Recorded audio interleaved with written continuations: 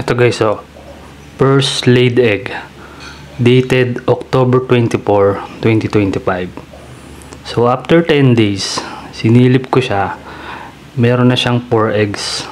And inilawan ko, dalawa yung fertile. Ayan ito yung isa. Ayan.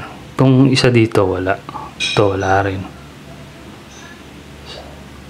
So bumalik ako after mga 2 days.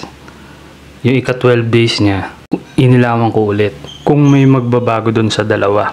Itong isang to mukhang infertile na siya. So ito mukhang nagbago yung itsura niya. Medyo ready siya. Ito kasi yung dalawang unang fertile. Pero ito parang nagbago siya. Medyo reddish yung pagka-yellow nung itlog sa loob. So isa-zoom natin.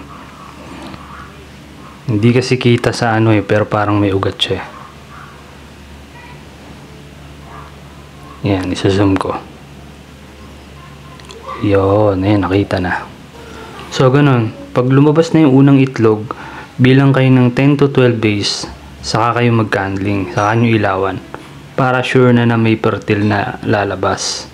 Dun sa susunod kong i-upload, papakita ko sa inyo yung unang lumabas na egg hanggang sa hatch date, yung may inakay na, para ika-count natin or ipapakita ko sa inyo yung pagbabago hanggang sa mag-hatch siya. So abangan nyo, kung hindi kayo nakapalo sa page na to, follow kayo para makita nyo pag in-upload ko na. Okay?